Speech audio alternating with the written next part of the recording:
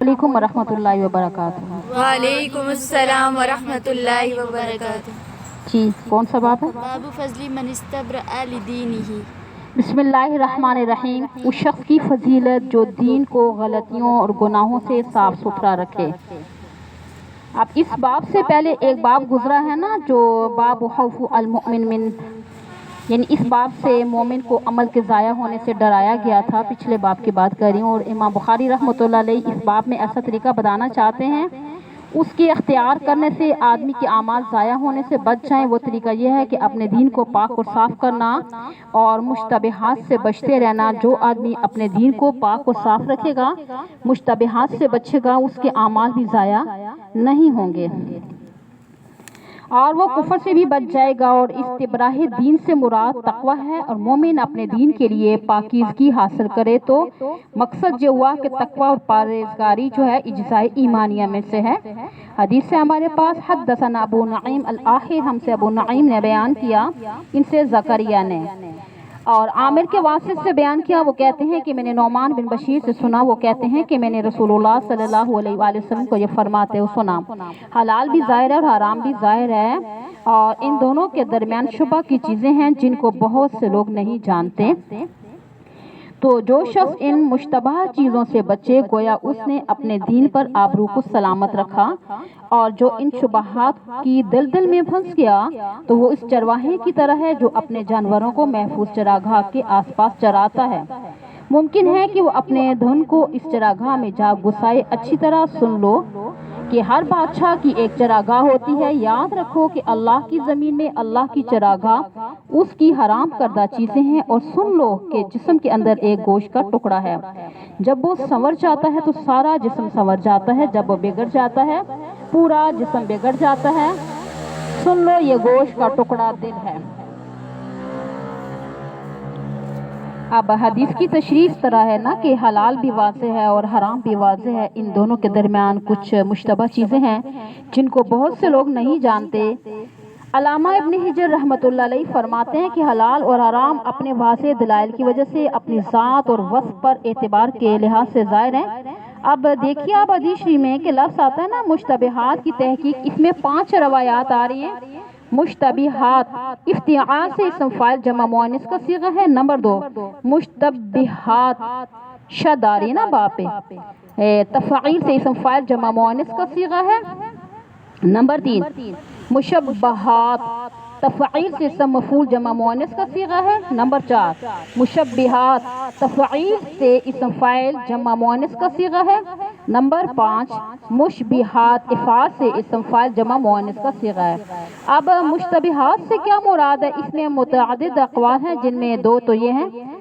Number 1 علامہ خطابی رحمۃ اللہ علیہ فرماتے ہیں یہ ایسے امور ہیں جو کچھ لوگ تو یعنی کہ مشتبہ میں رہتے ہیں کچھ دیر اور کچھ نہیں رہتے، اور مطلب یہ ہوا کہ یہ امور فی ذاتہا مشتبہ ہیں اور اصول شریعت میں ان کا کوئی بیان نہیں ہے، کیونکہ اللہ تعالیٰ نے ہر چیز کا بیان فرما دیا اور دلیل بھی قائم کر دی، لیکن بیان کبھی تو واضح ہوتا ہے، تمام لوگ اسے جان لیتے ہیں، کبھی خفی ہوتا ہے، خاص علماء اسے جان سکتے ہیں جو اصول فقہ میں مہارت رکھنے والے، نصوص کے معانی کا صحیح ادراک کرنے والے ہوں۔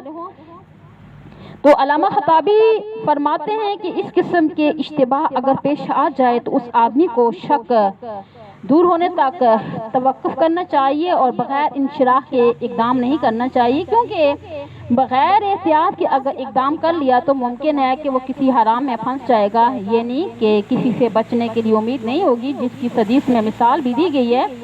نمبر 2 امام نووی فرماتے ہیں کہ ان کے کلام سے یہ معلوم ہوتا ہے نا مشتبہات سے وہ امور مراد ہیں جن میں حرام حلال متعارض ہوں، حتیٰ کہ اگر اجتہاد کر کے کسی دلیل کی بنیاد پہ جانب حلت کو ترجیح دے دیں تب بھی وہ امر مشتبہ رہے گا۔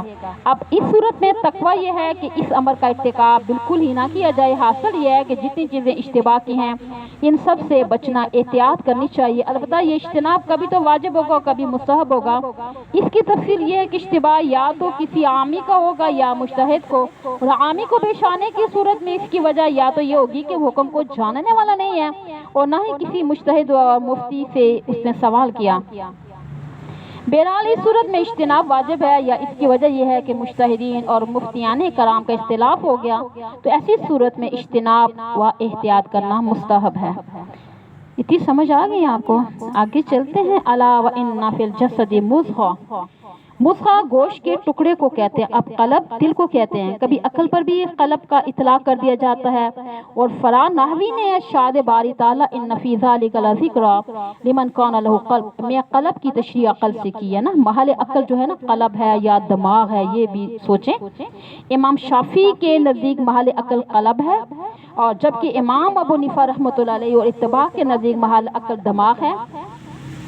تو قرآن میں ظاہر ہے نا کہ امام شافعی رحمۃ اللہ علیہ کے مذہب کی تائید بھی ہوتی ہے۔ قرآن میں نا فتکون لہم قلوب یعقلون بہا، اور جب کہ امام ابو حنیفہ اور ان کے ہم نوا اتباع ان سے استدلال کرتے ہیں کہ دیکھیں کہ دماغ خراب ہو جانے سے عقل فاسد ہو جاتی ہے، تو معلوم ہوا کہ محل عقل دماغ ہے۔ ابن بطال نے حدیث باب سے اس بات سے استدلال کیا ہے کہ محل عقل قلب ہے، جبکہ امام نبوی فرماتے ہیں اس حدیث سے کبھی بھی جانب استدلال درست نہیں ہے۔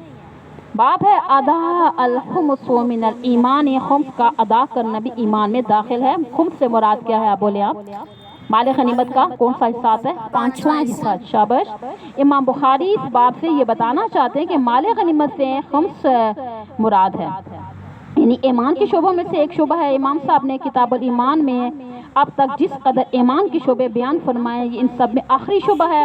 حدثنا علی بن الجود الآخر کرتی ہوں اس کو، حدیث ہم سے علی جود نے بیان کیا، اور میں ابن عباس کے پاس بیٹھا کرتا تھا، وہ مجھے اپنے تخت پہ بٹھا لیتے تھے۔ ایک بار انہوں نے مجھ سے فرمایا یہیں میرے پاس ٹھہرو تاکہ میں تمہارے لیے اپنے مال سے کچھ حصہ نکال دوں۔ تب میں ان کے ساتھ 2 ماہ رہا۔ پھر ایک دن انہوں نے مجھ سے کہا کہ جب قبیلہ عبد القیس کا وفد حضور صلی اللہ علیہ وآلہ وسلم کی خدمت میں حاضر ہوا تو آپ نے ان سے دریافت کیا کہ کس قبیلے کے لوگ ہیں، یا پوچھا کہ کون سا وفد ہے۔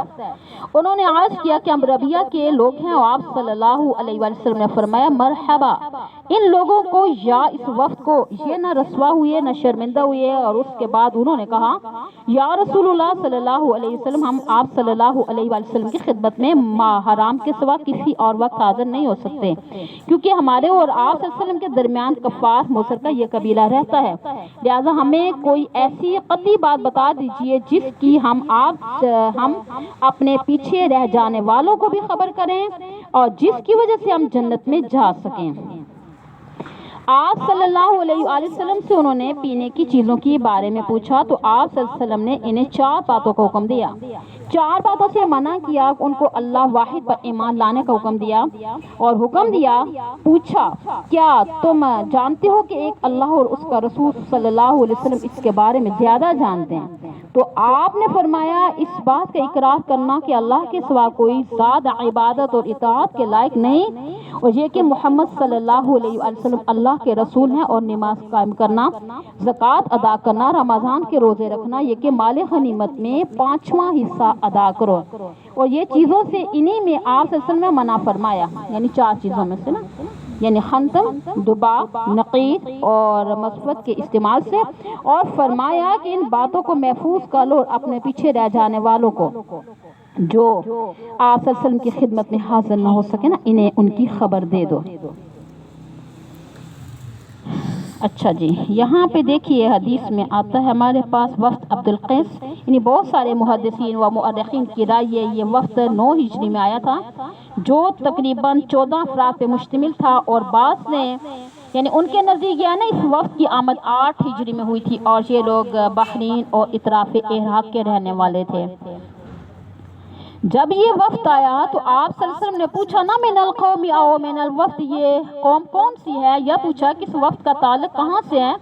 تو یہاں جو شک ہے وہ راویوں میں سے کسی کو ہے، ممکن ہے کہ ابو جمرہ کو ہوا، یہ بھی ممکن ہے کہ یہ غالب گمان ہو، یہ شک امام شعبہ کو ہوا ہوگا۔ تو علامہ کرمانی رحمۃ اللہ علیہ نے یہ شک ابن عباس کا قرار دیا، لیکن حافظ ابن حجر رحمۃ اللہ علیہ و علامہ عینی نے اس کی تردید کی ہے۔ پھر آپ صلی اللہ علیہ وسلم نے فرمایا مرحبا بالقوم او بالوفد غیر حدایا ولا ندام، اس قوم کے لیے، یا فرمایا اس وفد کے لیے مرحبا خوش آمدید جو نہ ذلیل اور رسوا ہوا اور نہ شرمندہ. اب لفظ جو مرحبا کسی آنے والے کے آنے پر اظہار مسرت کے لیے کہا جاتا ہے نا، غیر خزایا ولا ندام، یہ حال ہونے کی وجہ سے منصوب آتا ہے. خزایا یا خزیان ان کی جمع آتی ہے، خزی ان سے بھی مشتق ہے. اس کا معنی ذلت و رسوائی کے ہیں. امام خطابی فرماتے ہیں یہاں قیاساً نادمین کہا جاتا ہے. جو نادم کی جماعت ہے ندامت ان سے مشتق ہے، جبکہ ندامی ندمان ان کی جماعت ہے. اور ندمان کہتے ہیں نا شراب لہو و لعب کے ساتھی کو. بہرحال یہاں ندامی لانے کی وجہ خزایا کے ساتھ لفظی مشاکلت ہے. اس جملے کا مطلب یہ ہوا کہ قبیلہ عبد القیس کو نہ تو کسی رسوائی کا سامنا ہوا اور نہ ہی شرمندگی اٹھانی پڑی، کیونکہ یہ قبیلہ خود اپنے شوق اور رغبت سے مسلمان ہوئے اور ان کے ساتھ اہل اسلام کی کوئی لڑائی نہیں ہوئی. اگر کوئی لڑائی ہوتی تو پکڑ کر لائے جاتے نا تو رسوائی ہوتی ہے. پھر اگر مسلمانوں کو قتل کیا ہوتا تو ندامت اور شرمندگی ہوتی. اتنی سمجھ آئی؟ جی. امرہم باربعین و نہاہم باربعین، یعنی کہ معمول بھی 4 چیزوں کے بجائے 5 چیزوں کیوں ذکر کی گئی ہیں یہاں پہ 5؟ یعنی اس کے کئی جواب ہیں، جن میں ایک جواب یہ ہے کہ ابن بطال قاضی عیاض اور امام نووی فرماتے ہیں کہ حدیث میں امور 4 کا مصداق شہادتین، اقامت الصلاۃ، ایتاء الزکوٰۃ، صوم رمضان ہے. مگر چونکہ یہ لوگ کفار کے پڑوس میں رہتے تھے، وہاں جنگ کے امکان تھے، اس لیے نبی اکرم صلی اللہ علیہ وسلم نے تبعاً اور ضمناً ادائے خمس کا مطلب بھی بیان کر دیا. حج کا ذکر کیوں نہیں کیا؟ مطلب یہ ہو گیا نا کہ اگرچہ حدیث باب میں حج کا ذکر نہیں ہے لیکن بعض دوسری روایات میں حج کا ذکر بھی ہے. البتہ ابن حجر رحمۃ اللہ علیہ نے ان روایات کو شاذ کہا ہے. اور قاضی عیاض فرماتے ہیں کہ حج کی عدم ذکر کی وجہ سے اس وقت تک حج فرض ہی نہیں ہوا تھا. اعلی حنتم الدباح النقیر المزفت، یہ حنتم اصح قول کے مطابق کیا ہوتا ہے؟ سبز رنگ کے مٹکے کو کہتے ہیں، اس لیے اس کی تفسیر الجزا الحفرا سے کی گئی ہے. اور دبا کے کدو کے اندر سے گودا نکال کر اس کے خول کو شراب کے برتن کے طور پہ استعمال کرتے تھے نا، اس میں نبیذ اور شراب بناتے تھے. آگے ہے نقیر. یہ نقیر جو ہے نا یہ کھجور کی جڑ کو کھود کر برتن بنایا جاتا تھا. بعض لوگ متلقن لکڑی یا درختوں کی جڑ کو کھود کر برتن بناتے تھے، یعنی ان سب کو نقیر کہتے ہیں. اور المزفت تو یہ ایسا برتن ہے کہ جس پر زفت یعنی مل دیا گیا ہو. زفت تارکول کے مشابہ ایک چیز کو کہتے ہیں نا جو ایک خاص درخت سے نکلتی ہے. اور بعض روایات میں المزفت کی بجائے المقیر بھی آیا ہے، یعنی کہ وہ برتن جس پر قیر مل دیا گیا ہو. اور قیر کے یعنی تارکول کے مشابہ ایک کالی چیز ہوتی تھی. مذکورہ تمام برتنوں میں چونکہ نبیذ تیار ہوتی تھی، ان میں سکر بھی جاتی تھی، یعنی اس لیے حرمت مسکرات کے تحت آتا ہے. اگر یہ نبیذ تیار ہو جائے نا اس میں کچھ پھر سکر جلدی آ جاتا ہے. ان برتنوں میں نبیذ بنانے سے ابتدا اسلام میں روک دیا گیا تھا اور اس کے بعد ہر برتن میں نبیذ بنانے کی اجازت مل گئی تھی، بشرطے کہ اس میں اتنی دیر نہ رکھی جائے کہ سکڑ جائے. باب ما جاء ان الاعمال بالنیت والحسبۃ ولکل امرئ ما نوى. اس بات کا بیان کہ شریعت میں اعمال کا دور و مدار نیت اور اخلاص پر ہے. فدخل فی الایمان والوضوء والصلاة والزکاة والحج والصوم والاحکام. وقال اللہ تعالی قل کل یعمل على شاکلتی على نشت نفقه الرجل على اہل یحتسبها صدقہ. وقال ولكن جہاد ونیشہ. ہر شخص کے لیے وہی ہے جس کی وہ نیت کرے گا. اعمال میں ایمان، وضو، نماز، زکوٰۃ، حج، روزے اور احکام شرعیہ بھی داخل ہوگے. اللہ تعالیٰ کا ارشاد ہے اے نبی صلی اللہ علیہ وسلم آپ فرما دیجیے ہر شخص اپنے طریقے پر یعنی اپنی نیت کے مطابق عمل کرتا ہے. لہٰذا کوئی اگر ثواب کی نیت سے اپنے گھر پر خرچ کرتا ہے یا گھر والوں پہ خرچ کرتا ہے وہ صادقہ ہے. رسول اللہ صلی اللہ علیہ وسلم کا ارشاد ہے کہ مکہ فتح ہونے کے بعد اب ہجرت تو باقی نہیں، ہاں جہاد اور نیت باقی ہے. اب بنائیے نا ماقبل سے ربط و مقصود ترجمۃ الباب. علامہ عینی فرماتے ہیں اس باب کے ماقبل کی باب مناسبت یہ ہوگی نا، ماقبل کے باب میں ان اعمال کا ذکر ہے جو دخول جنت کا سبب ہے نا. اب اس باب میں یہ بتانا مقصود ہے کہ کوئی عمل اس وقت تک عمل کہلانے کے قابل ہوگا کہ جب اس میں نیت اور اخلاص ہو، ورنہ وہ نہ تو عمل کہلانے کے قابل ہوگا اور نہ ہی اس پہ دخول جنت مرتب ہو سکتے ہیں۔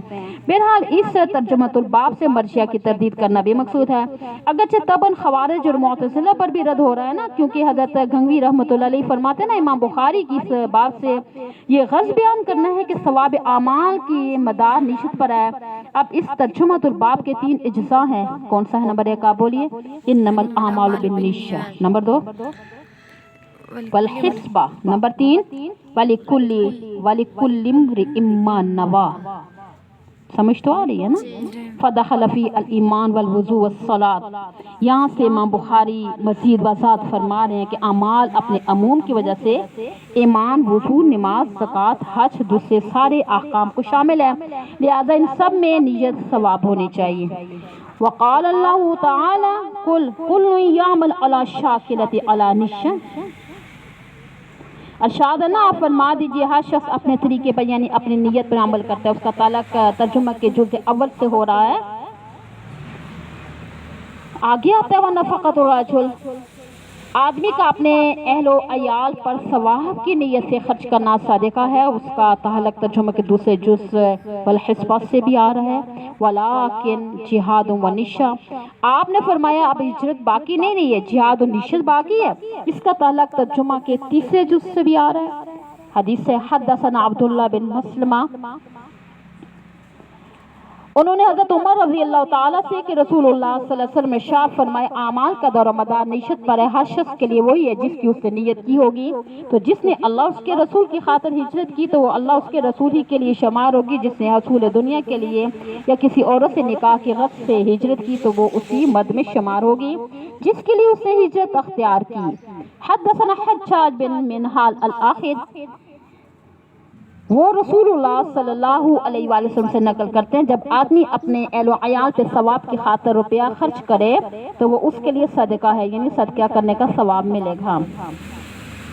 اب حدیث کی تشریح اس طرح ہے نا، اس حدیث کے عنوان میں امام بخاری نے یہ بات ملحوظ رکھی ہے کہ آدمی کے جملہ افعال اس کے ارادے کے تابع ہوتے ہیں، اور یہ حدیث بالکل ابتدا میں بھی گزر چکی ہے نا۔ تقریباً 7 جگہ امام بخاری اس روایت کو لائے ہیں، اور اس سے یہ تو ثابت کرنا تھا نا اعمال کی صحت سے نیت پر موقوف ہے، یا یہ بتلانا تھا کہ ثواب کا دور و مدار نیت پر ہے۔ اس جگہ بھی یہی بتلایا گیا کہ ثواب صرف نیت پر موقوف ہے۔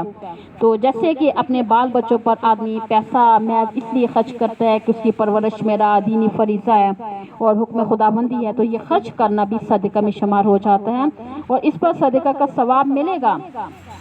تو احناف کے نزدیک نیت کی شرعی حیثیت میں ایک تھوڑا سا باریک فرق ہے، وہ یہ ہے کہ جو افعال عبادت ہے نا، وہ عبادت بھی جو مقصود اصلی ہیں ان میں نیت ضروری ہے، یعنی نیت کے بغیر نہ وہ افعال صحیح ہوں گے اور نہ ان پر ثواب ملے گا۔ دیکھیں جیسے نماز، زکوٰۃ، روزہ، حج اور جہاد، اور جو افعال مقصود اصل نہیں ہیں بلکہ کسی عبادت کے لیے محض ایک ذریعہ ہیں، تو ان میں نیت ضروری نہیں۔ جیسے نماز کے لیے وضو، اس میں نیت شرط نہیں۔ امام بخاری نے اس عنوان کے تحت حسب ذیل 2 حدیثیں اور ذکر کی ہیں۔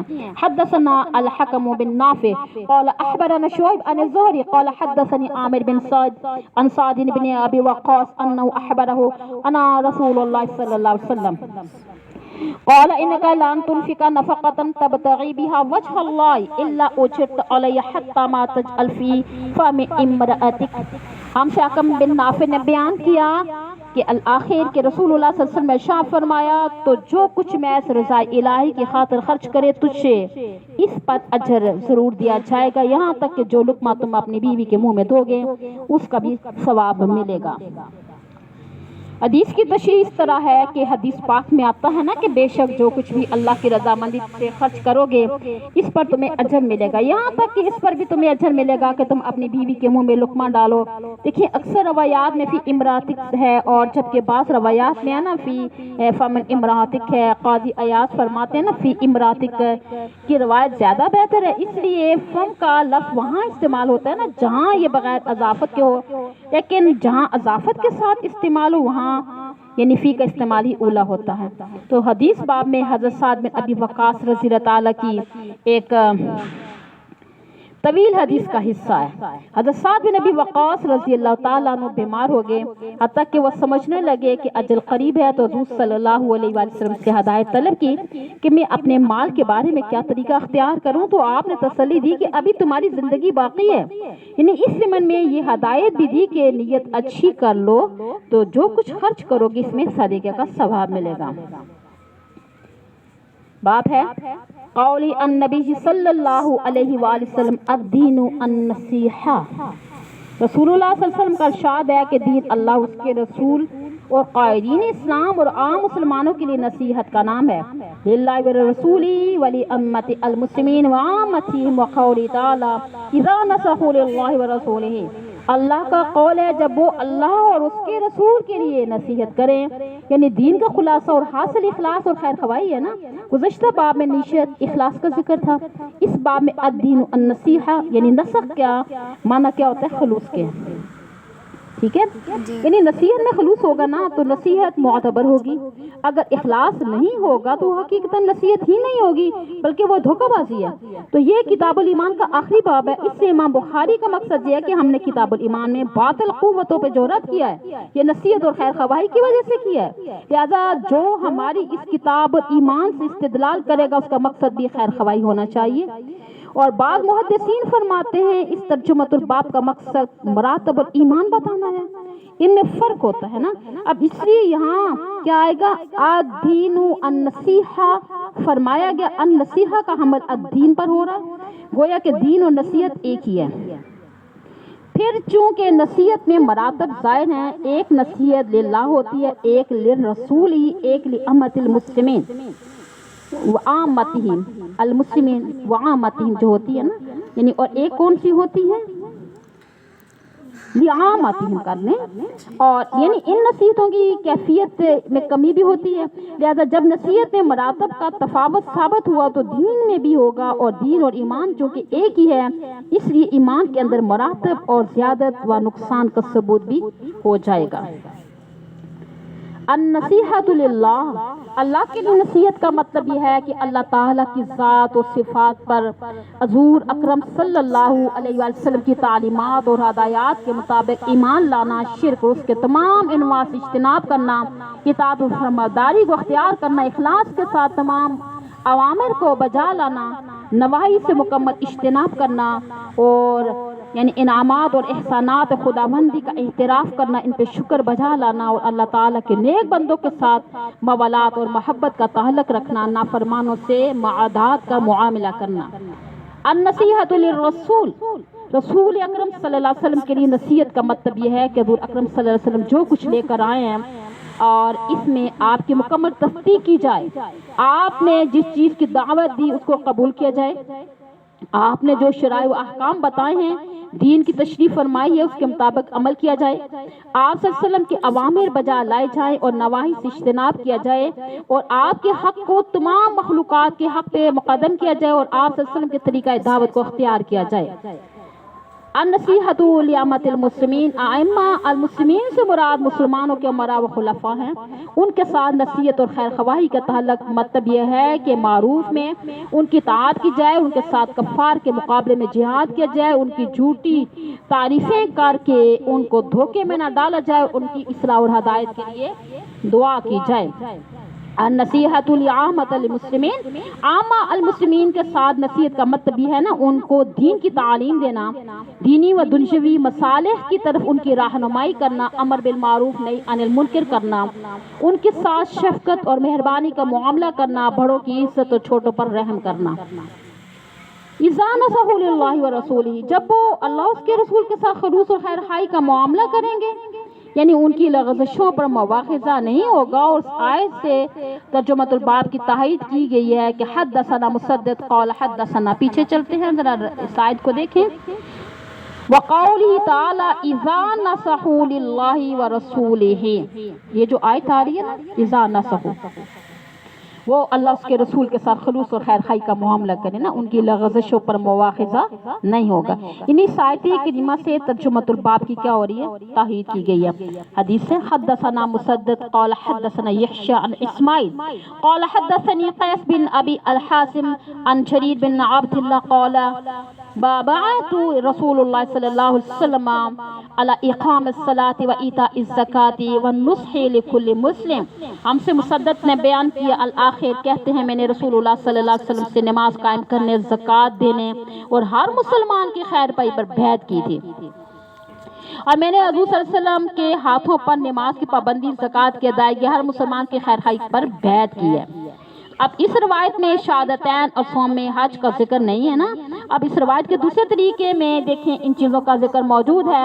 حدثنا ابو نعمان حدثنا ابو عوانہ، ہم سے ابو نعمان نے بیان کیا ہے، ذرا سند سے آگے چلتے ہیں کہ جریر بن عبداللہ سے سنا، کھڑے ہو کر انہوں نے اول اللہ کی حمد و ثنا بیان کی اور لوگوں سے کہا کہ تمہیں صرف اللہ وحدہ لا شریک سے ڈرنا چاہیے اور وقار و سکون اختیار کرو جب تک کہ کوئی امیر تمہارے پاس آئے، کیونکہ وہ امیر ابھی تمہارے پاس آنے والا ہے۔ پھر کہا کہ اپنے مرحوم امیر کے لیے اللہ سے مغفرت مانگو کیونکہ وہ بھی درگزر کرنے کو پسند کرتا تھا۔ پھر کہا اب اس حمد و صلات کے بعد سن لو، میں رسول اللہ صلی اللہ علیہ وسلم کی خدمت میں حاضر ہوا اور میں نے عرض کیا کہ میں اسلام میں آپ کی بیعت کرتا ہوں اور آپ نے مجھ سے اسلام پر قائم رہنے کی اور ہر مسلمان کی خیر خائی کی شرط لی، تو میں نے اس پر آپ کی بیعت کی اور قسم ہے اس مسجد کے رب کی یقیناً میں تمہارے لیے خیر خواہ ہوں۔ پھر استغفار کیا اور منبر پر سے اتر گئے۔ اب تشریح طرح حضرت مغیرہ بن شعبہ رضی اللہ تعالیٰ حضرت معاویہ رضی اللہ تعالیٰ کی طرف سے کوفہ کے گورنر تھے، ان کی وفات 50 ہجری میں ہوئی اور وفات کے وقت انہوں نے عارضی طور پہ اپنے بیٹے عروہ کو نائب بنا دیا تھا۔ ایک قول یہ ہے کہ حضرت جریر بن عبداللہ رضی اللہ تعالیٰ عنہ کو عارضی نائب مقرر فرمایا تھا، تو اسی لیے انہوں نے خطبہ دیا کہ جس کا ذکر حدیث میں آیا۔ امام بخاری رحمۃ اللہ علیہ ہر کتاب کے آخر میں خاتمہ پر دلالت کرنے والا کوئی لفظ لاتے ہیں جس میں اس کتاب کے اختتام کی طرف اشارہ ہوتا ہے، تو یہاں بھی استغفر و نزل کے کلمات اختتام کتاب پہ دال ہیں، کیونکہ حضور صلی اللہ علیہ وسلم کا معمول یہی تھا کہ اختتام پر استغفار فرماتے تھے۔ جب نماز سے سلام پھیرتے تو 3 مرتبہ استغفر اللہ فرمایا کرتے تھے۔ آپ نماز کے بعد کرتی ہے نا استغفر اللہ؟ آیت الکرسی بھی پڑھتی ہے نا؟ ٹھیک ہے۔ حضرت صدیق اکبر رضی اللہ تعالیٰ عنہ کو تلقین کی تھی کہ نماز کے آخر میں سلام سے پہلے یہ دعا پڑھا کریں۔ پڑھیں آپ یہ دعا، آپ کو آتی ہے نا؟ اللہم انی ظلمت نفسی ظلما کثیرا ولا یغفر الذنوب الا انت۔ مذکورہ نصوص میں استغفار و توبہ کا ورد آخر میں ہو رہا ہے، معلوم ہوا استغفار خاتمہ کی دلیل ہے۔ اللہ تعالی ہم سب کا خاتمہ ایمان پر کرے، ہمیں، ہماری آل اولاد کو اور سب سننے والوں کو، پڑھنے والوں کو، آپ کو، آپ کے گھر والوں کو، جو بھی ہیں، اللہ تعالیٰ تمام مسلمان عالم کا خاتمہ ایمان پر فرمائے، ایمان کی زندگی دے اور ایمان پہ خاتمہ فرمائے، اور اللہ تعالیٰ اس حدیث پہ عمل کرنے کی توفیق عطا فرمائے، قرآن اور حدیث پہ عمل کی توفیق عطا فرمائے۔ آمین۔ ختم۔